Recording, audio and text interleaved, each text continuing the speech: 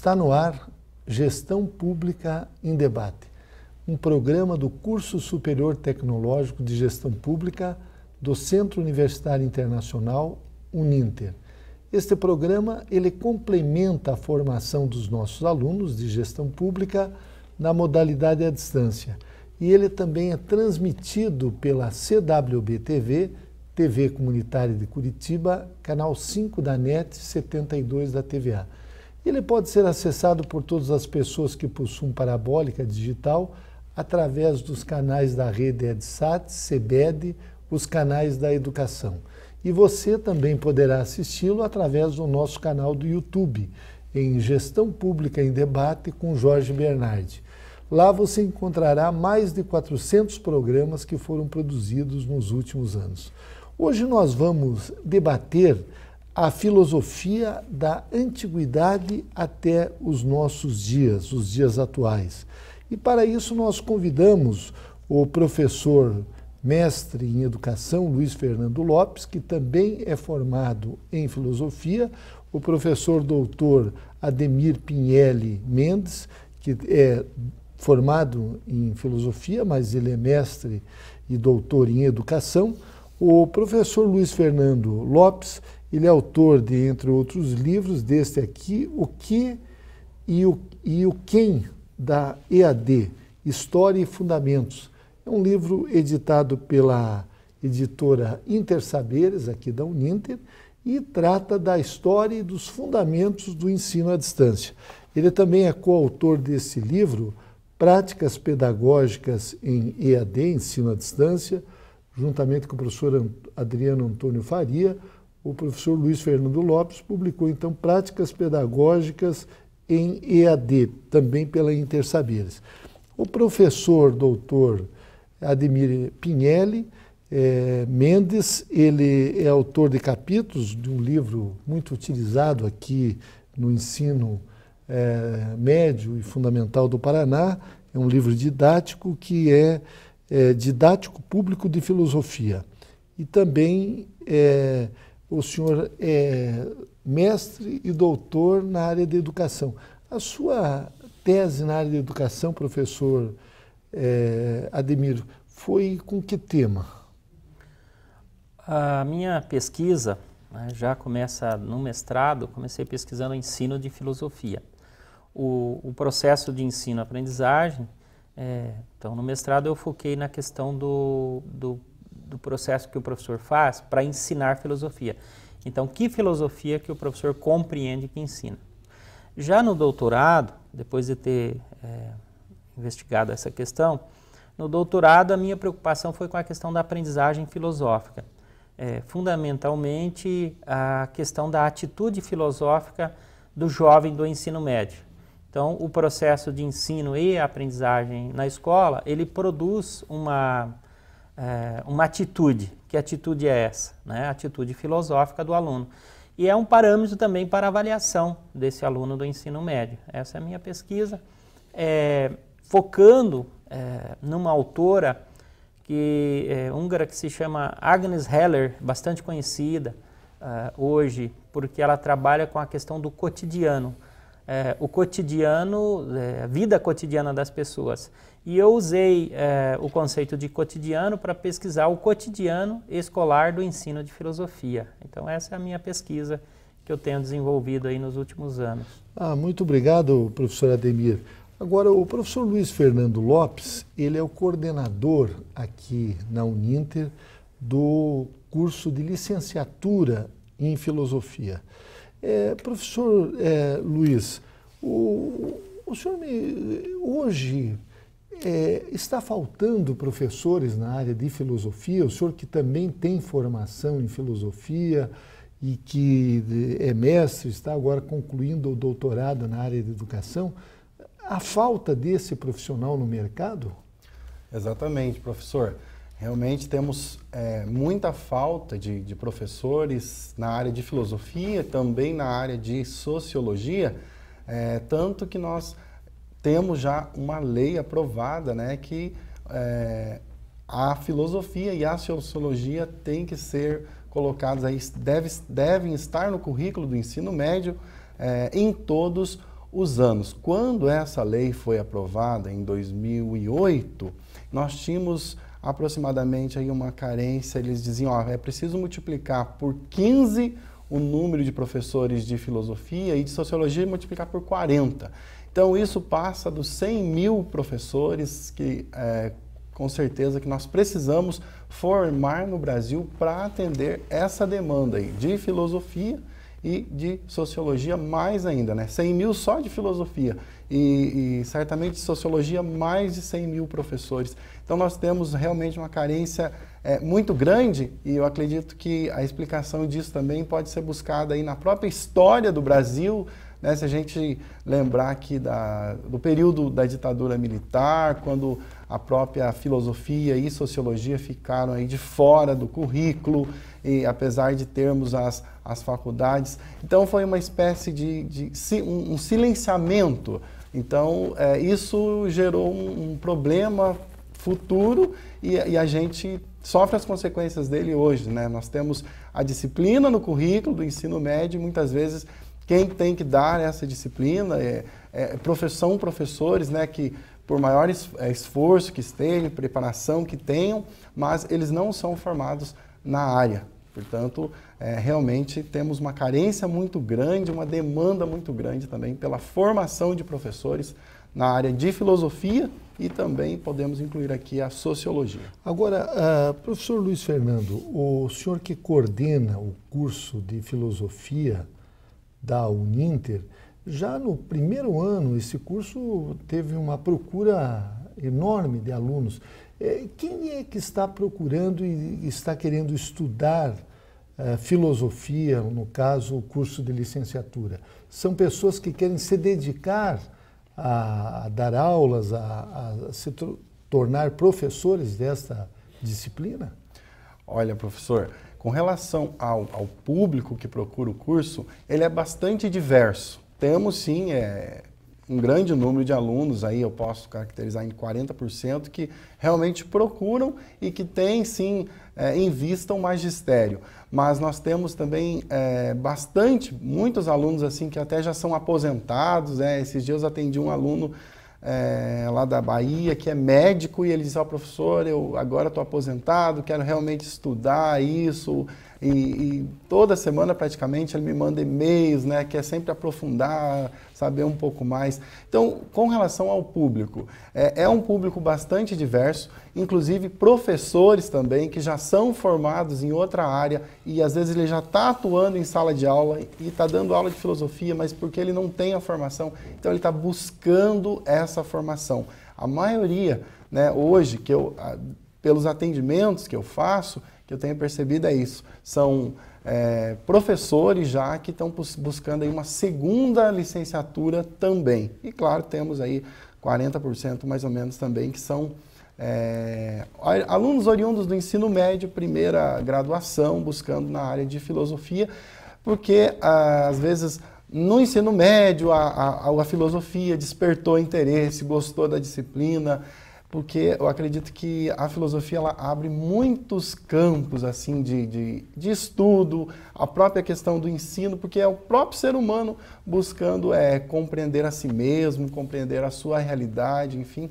e buscando sempre uma vida melhor. Agora, professor Luiz Fernando Lopes, é fácil estudar filosofia à distância, não há nenhum tipo de dificuldade para o aluno diante das tecnologias que são disponíveis aqui através da Uninter, além dos livros, do material didático, também as aulas expositivas em vídeo, temos também a rota de aprendizagem. Eu gostaria que o senhor nos explicasse um pouco como funciona o curso.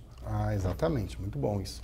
Olha, de fato, demanda sim um esforço, uma preparação, mas nós também oferecemos já no início do curso esta preparação por meio de uma disciplina que chama Orientação para a Educação à Distância. Inclusive o livro que o professor acabou de mostrar é um livro base aí, da bibliografia básica desta disciplina de Orientação para a Educação à Distância. Então você vai conhecer, né, o aluno que vai fazer o curso, ele vai conhecer o ambiente virtual de aprendizagem, ele vai conhecer a própria história da educação à distância, ele vai receber orientações, dicas práticas para realizar o seu curso.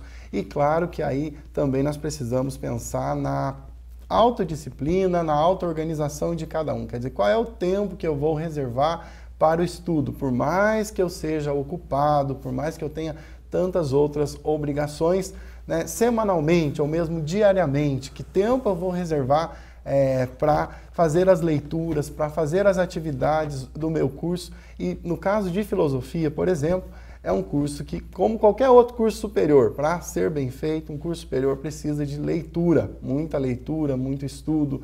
E às vezes a gente não entendeu uma palavra, tem que consultar um dicionário. Hoje a gente tem aí as tecnologias, o próprio, né, tecnologias digitais, o Google, outras dicionários online, tantas ferramentas, tanta informação que nós temos disponível. Mas isso também demanda tempo para que a gente busque essas informações. E, quando necessário, nós oferecemos todo um apoio por meio aqui da tutoria, né? O professor Ademir, inclusive, é o tutor do curso de licenciatura em filosofia, e nós atendemos o aluno tanto no aspecto aí do conteúdo, do conhecimento especificamente, e também na utilização da ferramenta ali, que é uma mediação, uma ferramenta que utiliza para que o curso aconteça, para que o processo de ensino-aprendizagem ele aconteça. E aí nós utilizamos diversos canais, mesmo o canal de tutoria que tem no próprio ambiente virtual de aprendizagem, o 0800 ou mesmo o e-mail da tutoria, esse contato direto mesmo que nós temos. Temos também o programa Conversa Acadêmica, aí é gravado toda semana e colocado no YouTube, na página do Facebook do curso também, em que nós, entre outras coisas, nós colocamos questões que são dos nossos exercícios simulados, né, para o pessoal, olha onde eu acertei, onde errei, isso para favorecer mesmo o processo de ensino e de aprendizagem no curso. Agora, professor Ademir, a filosofia, ela ensina, ou ela mostra caminhos para as pessoas pensarem? Gostaria que o senhor nos situasse a situação da filosofia, porque nós temos, digamos assim, como referência aqueles filósofos clássicos, lá os pré-socráticos, Sócrates, Platão, Aristóteles, depois a filosofia do período medieval, mas a filosofia ela continua em construção, nós temos os filósofos atuais. E a importância deste curso, desta disciplina estar no ensino médio é para que o jovem, o estudante, ele aprenda ou ele passe a refletir, a pensar também sobre a vida, o que estamos fazendo aqui, de onde viemos, para onde vamos. Gostaria que o senhor nos desse uma aula a esse respeito. Olha, Jorge, para falar sobre isso, eu acredito que a gente tem que retomar as diferentes formas de pensar, né? Os gregos, e a professora Maria Helena Chauí diz que a filosofia é um fato grego, né? A filosofia ela surge datada num momento histórico, localizada geograficamente, exatamente como uma forma de pensar. E que forma de pensar foi essa, né? Que forma de pensar era essa e que continua sendo uma forma de pensar até hoje. Diferentemente dos mitos, né? Os mitos, eles são formas de pensar também, tem uma racionalidade nos mitos, vamos dizer assim, os especialistas afirmam isso, mas é uma forma de pensar por imagens, né? É uma forma de pensar que se fundamenta numa crença, num sobrenatural, produzido por uma imagem que remete a uma resposta que não está nesse mundo, ela está sempre fora desse mundo, né? A filosofia surge entre os gregos e surge na praça, né? Então a gente diz que a filosofia e a educação elas surgem juntos com a política também, porque surge como uma necessidade de se pensar de forma diferente daquela que eram os mitos. Então a necessidade da convivência social, e aí tem alguns elementos que são importantes nesse período lá na Grécia, que era a criação, a invenção da moeda, as grandes navegações naquele período que circundava a Grécia, ou seja, o contato com outros povos, a necessidade de dialogar, né, na praça, na política, para encontrar argumentos e convencer o outro pelo argumento e não pela força, vamos dizer, resumidamente, que produzem uma forma de pensar, né? E essa forma de pensar, ela basicamente é o quê? É baseada é fundamentada em problemas. Qual é o problema que eu tenho? Eu preciso resolver esse problema. Como? Por meio do pensamento.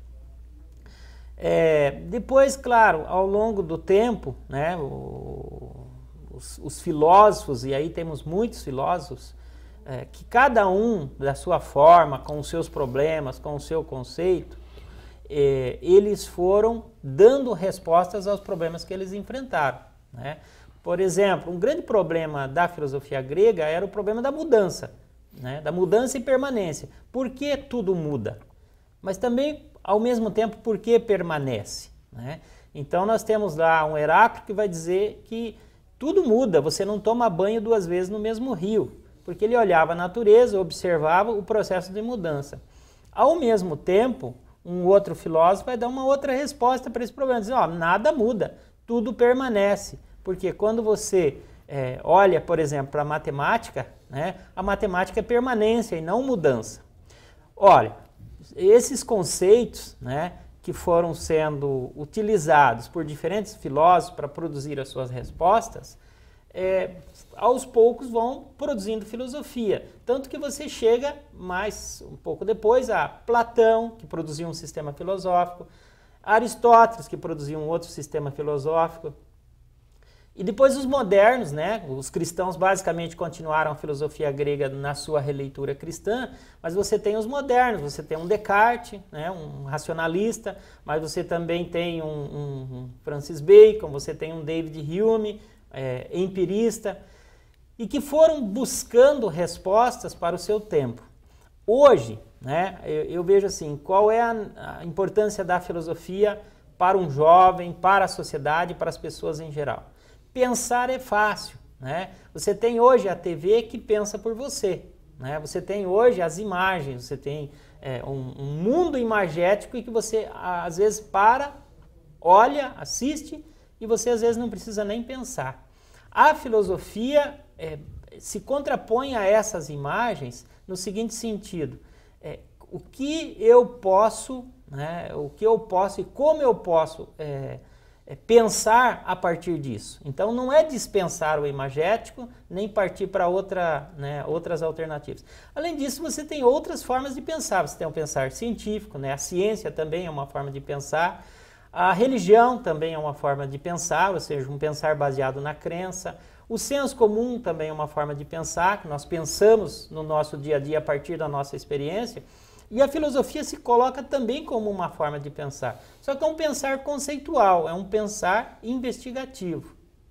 Então, muito interessante as suas colocações, professor Ademir Mendes.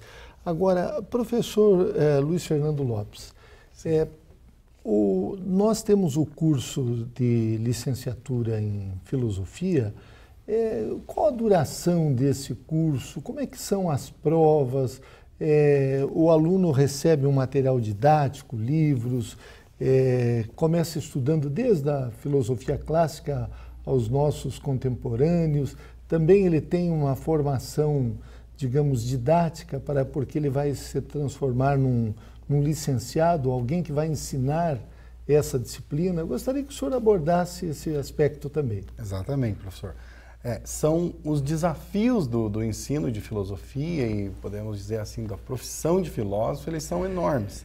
Então, a matriz do curso foi pensada também valorizando isso e considerando isso. Então, temos sim as disciplinas pedagógicas, que o aluno já faz logo no início do curso, então, currículo, didática, a própria disciplina de Libras, história da educação, fundamentos filosóficos da educação, fundamentos socioantropológicos da educação, são disciplinas, então, fundamentais, como o próprio nome diz, e, claro, necessárias para essa formação de um professor de filosofia.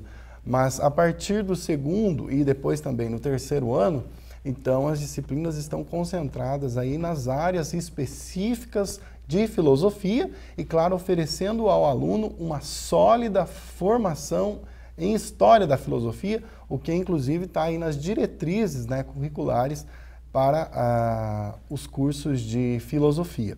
Então, nós temos um pouco disso que o professor falou e, claro, a gente aprofunda daí em cada área específica, por exemplo, história da filosofia antiga, onde se estuda desde as origens da filosofia, a questão da filosofia na Grécia, né? Tem uma outra questão que é se tem mesmo um milagre grego, o fato da filosofia ter surgido na Grécia, pré-socráticos, depois os baluartes aí da filosofia antiga, Sócrates, Platão e Aristóteles.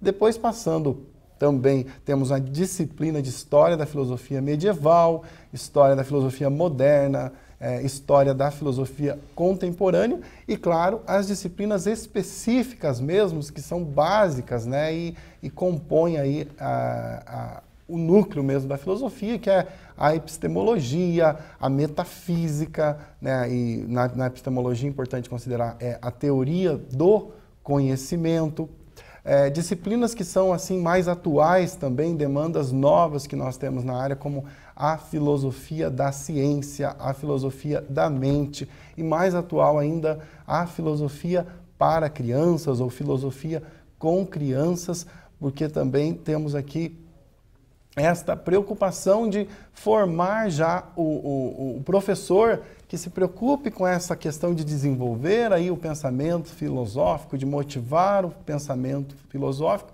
desde já a educação básica no ensino fundamental, como acontece em algumas escolas, né? Mas no caso de escolas particulares. Então a matriz é pensada mesmo para oferecer ao professor uma sólida formação tanto no aspecto aí dos conteúdos, né, que compõem a matriz curricular de filosofia e também o aspecto aí do licenciado capaz e preparado para enfrentar os desafios aí inerentes ao magistério.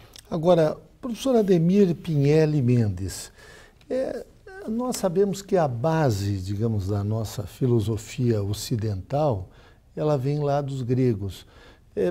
Alguns anos atrás, ou até algumas décadas, nós tínhamos como referência alguns filósofos franceses, mas me parece que agora tem uma concentração muito grande de filósofos na Alemanha. Eu gostaria que o senhor fizesse uma abordagem sobre essa filosofia da nossa era. O que está se discutindo? Por exemplo, Habermas fala da verbalização, da língua, da comunicação, que o senhor fizesse um histórico, porque nós estamos vivendo num tempo e no futuro as pessoas vão estudar alguns filósofos dos nossos dias também. Olha, acho que da década de 40 nós temos uma influência bastante grande dos franceses no Brasil por conta da fundação da USP, né? São eles que vêm ao Brasil e trabalham para a fundação da universidade. Então, a leitura dos franceses e também a tendência daquele momento do existencialismo, né? Depois do estruturalismo com Foucault, esses autores eles são muito lidos e ainda continuam sendo bastante lidos hoje, né? Um autor alemão, segundo notícias, que é um dos mais pesquisados atualmente, é o Nietzsche, né? É um filósofo instigante, é um filósofo dos nossos tempos, né? Ele mesmo diz que, ele afirma, né, que veio muito antes do seu tempo e daí talvez que a sua filosofia não tenha ainda sido compreendida. Não sou especialista em Nietzsche, ensino Nietzsche para os meus alunos do ensino médio e percebo que é um dos filósofos mais, ele mesmo diz, né, explosivos, e os alunos gostam de estudar Nietzsche, gostam de estudar Foucault. Agora, tem alguns filósofos contemporâneos já do nosso século, ou que morreram, mas eles são atuais, né? Até porque a filosofia é sempre atual, mesmo a filosofia grega. Então, a filosofia tem essa característica de não perder a sua atualidade. Por quê? Porque o problema filosófico, ele é filosófico exatamente por isso, né? Porque ele não morre, ele continua instigando, ele continua mexendo com a cabeça das pessoas e mexendo com a vida das pessoas. Até um tempo atrás, né, se estudava muito Marx, depois disseram, não, agora o Marx não será mais tão estudado, e agora nós estamos vendo novamente nesse movimento de crise mundial, numa nova crise do capitalismo que tenta cada vez mais se reinventar, novas leituras do Marx, né? Ou seja, o Marx também ganha a sua atualidade, por quê? Porque o problema filosófico que o Marx colocou, que é o problema da exploração, que é o problema da luta de classe, ele não está superado, ele está presente. Um outro autor que, inclusive, a PUC indica para a Pontifícia Universidade Católica aqui do Paraná, eles indicam como estudo do vestibular, até porque é um autor que eles estudam lá, que trabalha a questão ambiental, trabalha a questão da ética relacionada ao meio ambiente. É o Hans Jonas, é um autor também alemão, né, que depois migra para os Estados Unidos, mas que tem uma potencialidade bastante grande. É um autor, inclusive investigado, Jorge, fora da própria filosofia, nos cursos de medicina, nos cursos da área ambiental, da área de agricultura, enfim, todas essas áreas que lidam com a questão do planeta, do ambiente, de se perguntar, né, sobre o nosso futuro aqui no planeta, estão utilizando o Hans Jonas, pesquisando esse autor, enfim. Por quê? Porque ele propõe uma nova ética, né? Uma ética da responsabilidade ambiental. Ele diz o seguinte, que as éticas que nós temos até hoje, só para dizer rapidamente por que ele é instigante, elas não dão mais conta, né, de explicar a civilização tecnológica. Se você pega, por exemplo, a ética cristã, ela é fortemente pautada na Bíblia, nos mandamentos. Se você olhar os 10 mandamentos bíblicos, né, judaico-cristãos, vamos dizer assim, em nenhum desses mandamentos tem uma regra sobre respeitar a natureza, né? Então, uma ética que, embora seja ainda muito utilizada, muito importante, muito produtiva, mas não dá mais conta de explicar a relação do homem com o meio ambiente. Até porque a relação do homem com o meio ambiente bíblico sempre foi muito complicada, né?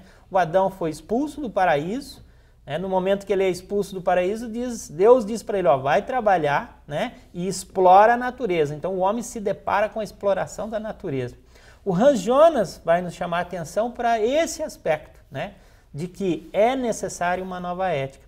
Então veja, Nietzsche, Hans Jonas, Foucault, né, temos também os nossos filósofos latino-americanos, o Henrique Dussel, que foi muito estudado também na década de 80, 90, que trabalha a questão da filosofia latino-americana, do sujeito latino-americano, em relação ao eurocentrismo, esse sujeito que é um sujeito da periferia, portanto seria um não sujeito, também é um autor importante. Por quê? Porque as questões que nós vivemos, né, são questões filosóficas e por isso, né, são atuais e são filosóficas.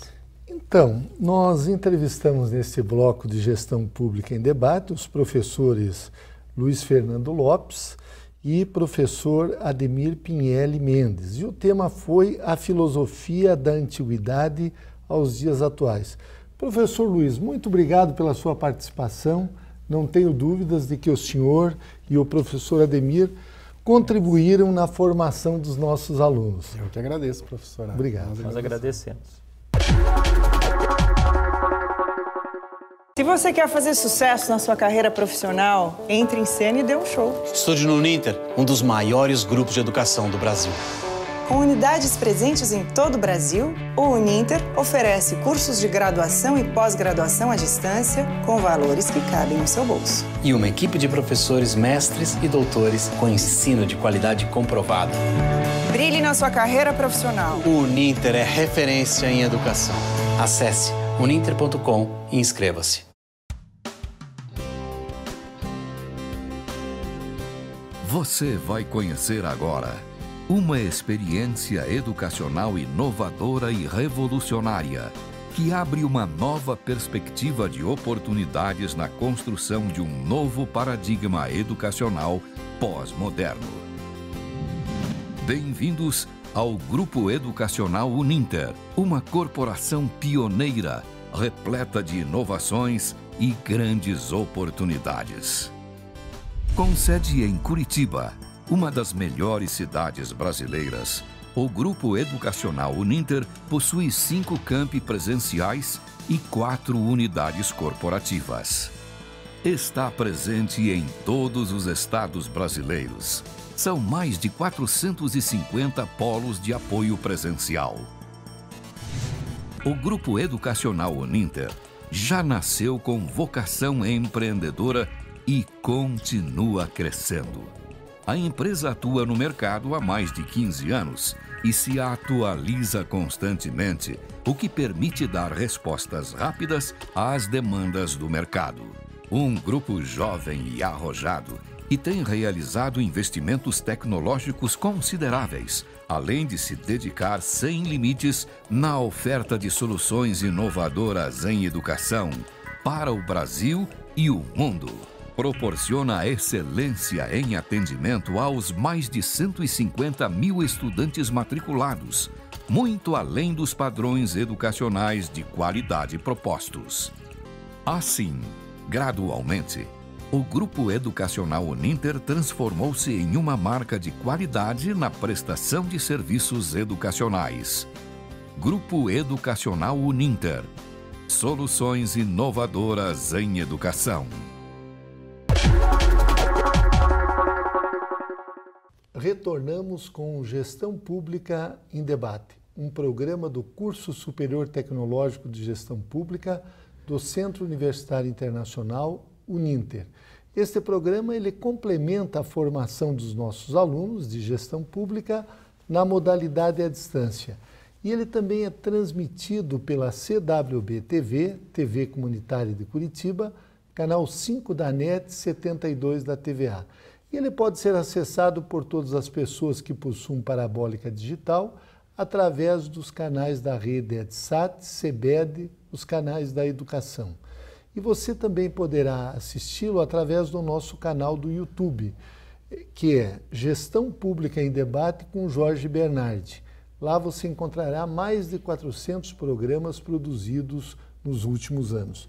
Hoje nós vamos debater os portugueses no Paraná e para isso nós convidamos o professor doutor André Luiz Cavazzani, ele que é doutor em História, também tem graduação em História, tem mestrado em História aqui pela Universidade Federal do Paraná e ele lançou recentemente este livro, Antônio Vieira dos Santos, Reminiscências e Outros Escritos, que foi organizado por ele e por Sandro Aramis Richer Gomes, pela editora da Universidade Federal do Paraná.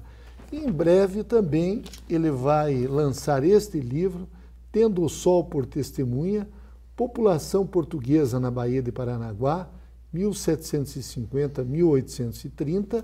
Este livro será pela editora Alameda, de São Paulo, e quando o livro for lançado, nós vamos entrevistar o professor Cavazzani para ele abordar o tema aqui da sua tese de doutorado, onde ele estuda, durante esse período de 80 anos, os portugueses que estiveram e que fizeram de Paranaguá uma das principais cidades do estado do Paraná. Professor André Luiz Cavazzani, como eu disse, ele é formado em História, tem mestrado e doutorado nessa área e coordena aqui no Centro Universitário Internacional o curso de História. Aliás, é um dos cursos que foi lançado há um ano e tem o maior número de alunos dos novos cursos lançados pela Uninter. O que o senhor atribui esse interesse da juventude, não apenas da juventude, mas do público em geral, pela história, professor Cavazzani? Perfeito, eu agradeço a pergunta. Veja, há um contexto que a gente pode colocar mundial, a partir mais ou menos das décadas de 70, de abertura da história para novos objetos, para novos temas, não é? Então começa a se historiar, por exemplo, até mesmo a história do beijo, por exemplo, não é? Isso vira assunto para historiadores profissionais e reconhecidos pela comunidade acadêmica. E a história, ela passa, portanto, a virar, digamos assim, fonte para livros best-seller. A história começa a chamar muita atenção, né? No caso do Brasil, isso não é diferente. Nós temos, por exemplo, aí os livros que figuram aí entre mais vendidos desses rankings. Nós temos, por exemplo, os livros do Laurentino Gomes, não é? Que não é necessariamente um historiador, né? Mas, em todo caso, ele está falando sobre história. Então, digamos assim que o que acontece é que o interesse pela história ele começa a aparecer na ordem do dia. Inclusive na hora de levantar determinados argumentos políticos, sociais, não é? Normalmente se invoca a história. Então, realmente, você tem um interesse pela história, certo? E esse interesse, ele se dá tanto de um público que quer efetivamente estudar a história, ensinar a história, como para um público diletante, que gosta de sentar na rede aos domingos ou quando pode, não é?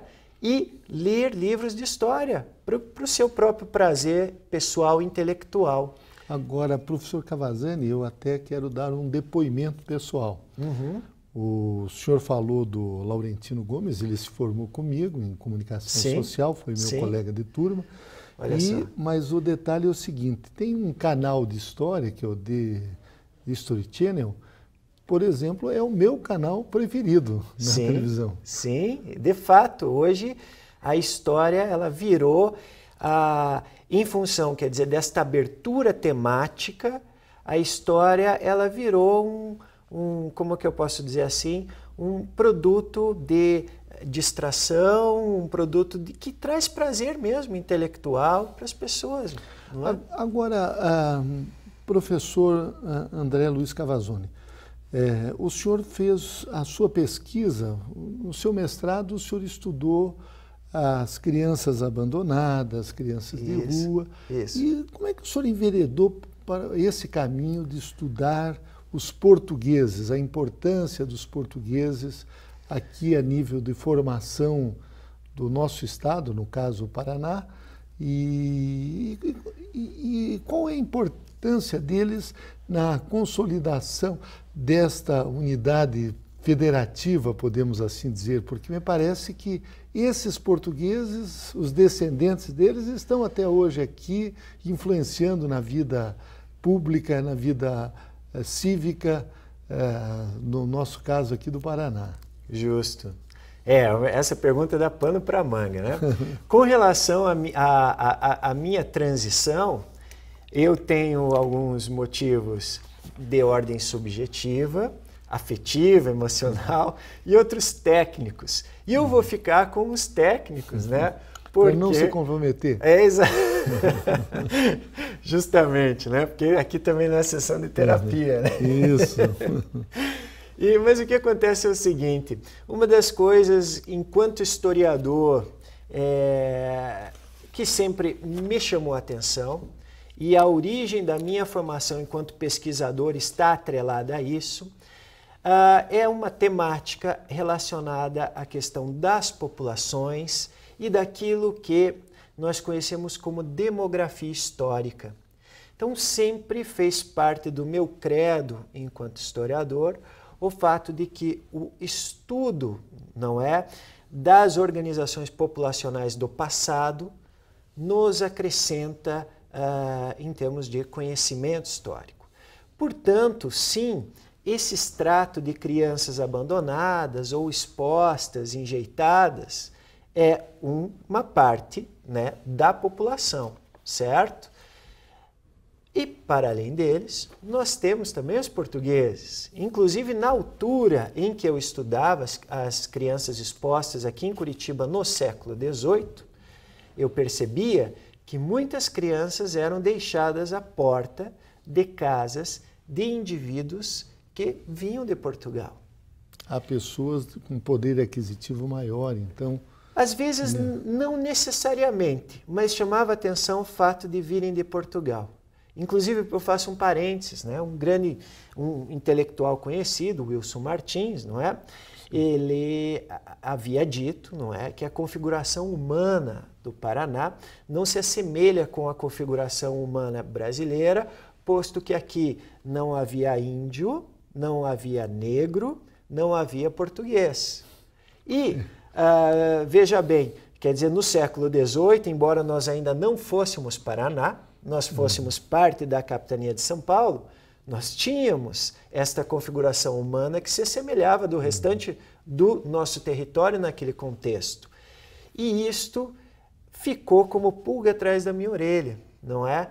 Então, quando eu parti para o doutorado, eu verticalizei os meus estudos nos portugueses, tentando entender quem eram esses portugueses, quem era essa população portuguesa, como é que ela vivia aqui neste território que ficou muito marcado, é verdade, pela imigração alemã, italiana, japonesa também, quer dizer, nós temos essas marcas, né? Os nossos sobrenomes denunciam isso, não é? Exatamente. Mas, ao mesmo tempo, teve a presença portuguesa. E aí eu fui para esse caminho. E entramos aí no final da sua pergunta, né? Não só teve a presença portuguesa, como foi uma presença talvez numericamente não tão marcante, como foi no Rio de Janeiro, como foi em São Paulo, aonde sim os portugueses elegeram, né, sobretudo o Rio de Janeiro, como um polo principal de imigração, mas ela era importante, sobretudo no século XVIII, porque no século XVIII o Brasil ainda vive uma situação de dependência de Portugal enquanto colônia.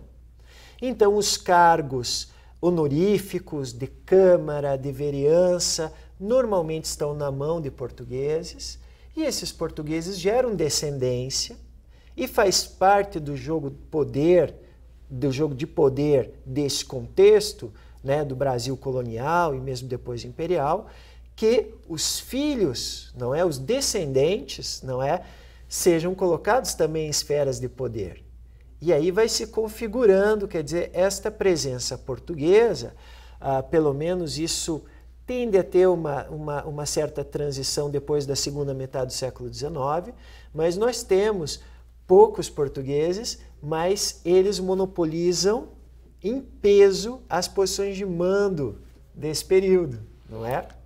Então, nessa sua pesquisa de doutorado, o senhor descobriu uma verdadeira pérola, que foi esse livro que hoje o senhor publicou, de Antônio Vieira dos Santos, um português, que ele faz uma espécie de memórias, são reminiscências e outros escritos. Eu gostaria que o senhor explicasse o conteúdo desse livro, a importância histórica dele, porque foi um livro manuscrito e que estava guardado há muitas décadas. Ele trata, por exemplo, da imigração, do comércio, a hierarquia, a vida desse português. Justo. Depois as memórias acontecidas, por exemplo, num período que vai de 1797 até 1827. E, finalmente, aquilo que aconteceu com ele no final da vida. Eu gostaria que o senhor falasse a respeito deste livro, que eu considero assim, se o senhor só tivesse descoberto esse livro, já teria valido uma tese de doutorado. Não precisaria escrever a população portuguesa da Baía de Paranaguá. Justo. Realmente eu vibrei muito quando eu me deparei com essa fonte. E ao mesmo tempo que vibrei, tremi nas bases, porque eu sabia que era uma responsabilidade muito grande explorar isso. Por que é uma responsabilidade muito grande explorar isso? Porque, como o professor bem colocou, né, essas memórias elas começam a ser anotadas, né, em fins do século XVIII, certo? Ora, em fins do século XVIII, quer dizer, os livros aqui no nosso país pouco circulavam. A imensa maioria da população que estava aqui no nosso território era analfabeta. Isso em 1700 e quanto foi que começa? Ele, 1700 Isso, as memórias começam em 1797. Ele tinha mais ou menos que idade? O senhor tem ideia? Isso é um mistério, porque veja, ele começa a escrever o livro retomando o seu processo de infância. Certo. Como é que aos 13 anos ele saiu da casa do pai dele, lá no Porto. Em Portugal? É isso. Inclusive eu tive a oportunidade de visitar, né, essa região quando eu fui professor visitante lá na Faculdade de Letras do Porto. E aí o que acontece? Quer dizer, ele retoma isso, ele tem então 13, 14 anos e depois ele começa a descrever o que está acontecendo com ele exatamente naquele mesmo momento. Eu acredito que ele deva ter começado a escrever essas memórias mais ou menos com entre 18 e 19 anos. Ele começa a escrever essas memórias. Certo. E o que ele relata aqui? Ele relata o seu cotidiano, sua vida, seu dia a dia? Justo. Isso é de uma riqueza de detalhes impressionante. Por isso que, inclusive, eu resolvi, junto, né, com o Sandro, né, um colega que... Professor Sandro Gomes. Isso, junto com o professor Sandro, a gente resolveu publicar isso porque a riqueza de detalhes, né, para ser fiel à sua pergunta, ele relata, por exemplo, o contexto do casamento dele, o contexto da morte do sogro, o contexto do relacionamento dele com seus escravos, do relacionamento dele com filhos e esposa.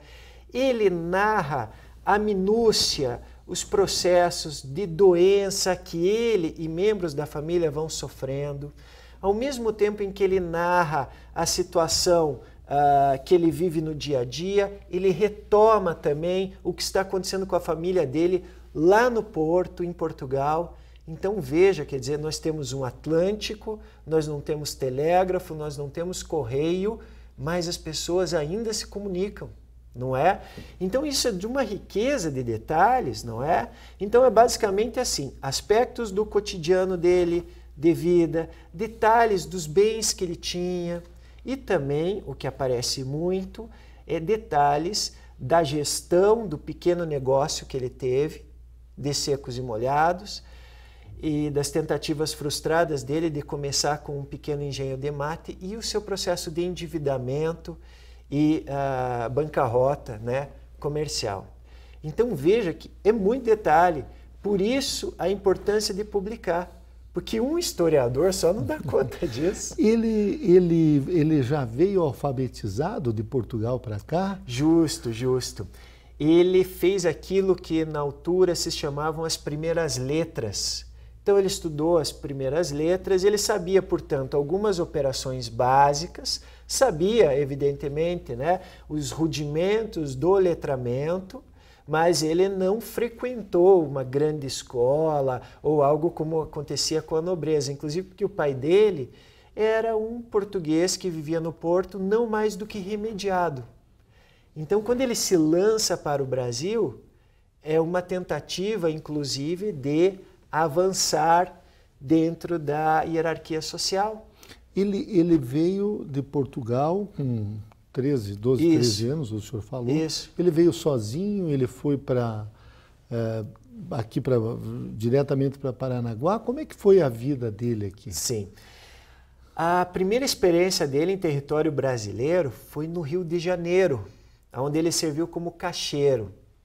Como era costume na época, os portugueses que vinham aqui para o Brasil, os que tinham uma certa condição, porque é verdade que do lado dele havia muitos que entravam nas embarcações servindo como marinheiros, e aí seja o que Deus quiser, não é? Mas tinham alguns, como ele, que tinham determinadas metas traçadas, ainda que inseguras, enfim, e eles traziam muito aquilo que se chama de carta de recomendação. É um português de Portugal que conhece um português que está estabelecido aqui e manda, junto com essa cartinha, né, olha, eu conheço fulano de tal, se você puder empregá-lo, não é? Exatamente. Ele dá conta de várias cartas de recomendação que ele trouxe com ele no diário, mas quando ele chega no Rio de Janeiro, é difícil para a gente saber se ele já vai bater na porta de alguém a quem foi recomendado. Mas é muito provável que sim. Ele bate a porta e ele começa a servir, então, como um pequeno auxiliar de comércio numa rua que na época era uma rua marcadamente de comércio no Rio de Janeiro, mas ele não dura nesse ofício. Ele diz que sem ganhar nada, ele se queixa no diário, e aí ele resolve se transferir para Paranaguá. E chegou aqui em Paranaguá também sem nada, assim, Ele, começando do zero. Exatamente. Chega em Paranaguá começando do zero e começando a servir como caixeiro, né, que era a expressão que se utilizava para auxiliar de comércio, de um português que já estava estabelecido aqui, certo? E, como talvez a população portuguesa aqui não fosse muito grande, e bem ou mal, nesse período, embora isso não fosse uma regra, a condição lusitana era valorizada, ele consegue se casar com a filha do dono desse pequeno comércio aqui em Paranaguá.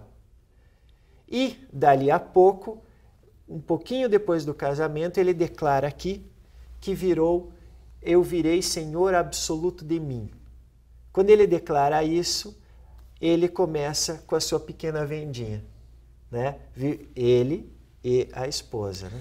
O senhor achou esse livro aonde? Porque esse é um livro manuscrito, eu estou vendo aqui. Isso. Na capa tem, até de difícil leitura, porque é uma linguagem já antiga, arcaica, sim. Arcaica, né? Que foram extraídos do primeiro livro de memórias da minha vida pelo motivo de estar resolvido a ir.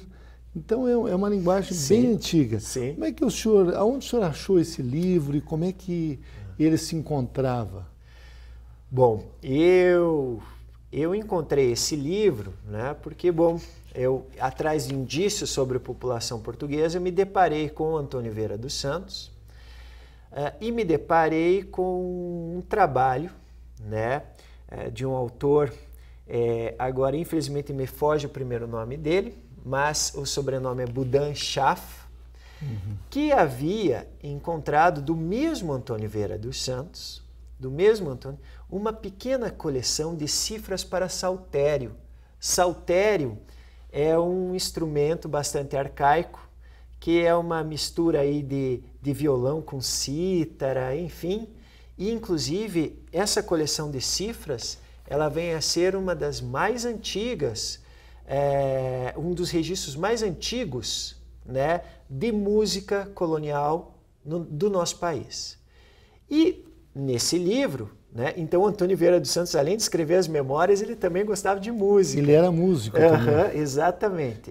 Veja que figura impressionante, né? E nesse livro, Budan Schaff fala que Antônio Vieira dos Santos teria deixado um diário. Certo. E aí eu passei aí meses correndo atrás desse tal de diário, onde é que tá, será que tá? Tinha gente que dizia que ele tinha sido queimado e não sei o quê. Eu acabei achando numa gaveta lá no Círculo de Estudos Bandeirantes. Aqui em Curitiba. Exatamente. Agora, o senhor falou que ele começou a vida como um pequeno comerciante, depois ele teve problemas, parece que ele faliu. Sim. Gostaria que o senhor resumisse um pouco para nós, digamos, essas memórias, a importância dela, das pessoas deixarem memórias, porque normalmente nós não conseguimos retornar além dos nossos avós, né? Justo. E tem uma outra importância, quer dizer, eu não posso ir até o século XVIII com um gravador e colher depoimentos diretos, não é, daquelas pessoas. Então, Sim. Quer dizer, realmente a escrita de si é algo que é muito importante, né? É muito importante. Inclusive, quer dizer, não só do ponto de vista memorialístico, mas como do próprio ponto de vista do autoconhecimento. Eu já tentei várias vezes, nunca consegui levar adiante, elaborar um diário, né? Colocando ali os meus dilemas, enfim, até para me trabalhar psicologicamente, não é? Mas voltando, o resumo das memórias, né? A gente tem aqui, basicamente, a gente tem a introdução, quer dizer, essa parte, né, em que ele chega a Paranaguá, né? E depois a parte em que ele se estabelece, né? Ele sofre o processo de arraigamento, e aí nós vamos ver, quer dizer, esse processo de endividamento. O que acontecia? Nessa época circulava pouco numerário, não tinha moeda. Pouco dinheiro. Pouco dinheiro, exatamente. Sim. Então, o Brasil ainda pertencia a Portugal nesse período, né? Justo. Na primeira parte, pelo justo, menos. Exatamente, na primeira parte era das uma memórias. colônia portuguesa. Exatamente. Então circulava pouco dinheiro, não é? Então como é que as pessoas resolviam os seus problemas? Pedindo crédito. Você me empresta aqui, eu te pago quando der, enfim, era esse jogo de crédito e endividamento, não é?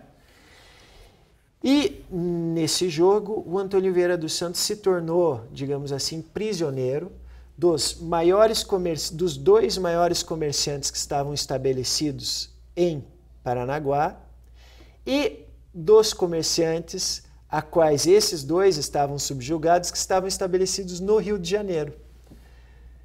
Então você vê esse movimento, né, de endividamento. O que ele tentava vender, né? Basicamente secos e molhados, né? Os secos vinham, sobretudo, do Rio de Janeiro, né? Ferragens, tecidos, vinham intermediados pelo Rio de Janeiro, né? Ele também, nesse momento em que ele é comerciante, nós vemos a ascensão dele dentro da hierarquia política local. Ele nunca ocupou um cargo grande, né? Mas ele chegou a ocupar pequenas posições políticas ali estratégicas e conseguiu fazer articulações familiares por meio do compadrio com esses portugueses com os quais ele acabou se endividando, né? Ele chegou a ser vereador também? Isso, depois, exatamente, depois da emancipação brasileira, ele vai chegar a ser vereador. Ele consegue, inclusive, colocar um dos filhos dele, ou tenta colocar um dos filhos nessa posição, né? Então, nós entrevistamos em Gestão Pública em Debate o professor doutor André Luiz Cavazzani, ele que é doutor em História e coordena o curso de História aqui no Centro Universitário Internacional, e o nosso tema foi os portugueses no Paraná. Falamos um pouco sobre a vida de Antônio Vieira dos Santos, que foi um português que viveu aqui no Paraná no final do século XVIII e até meados do século XIX.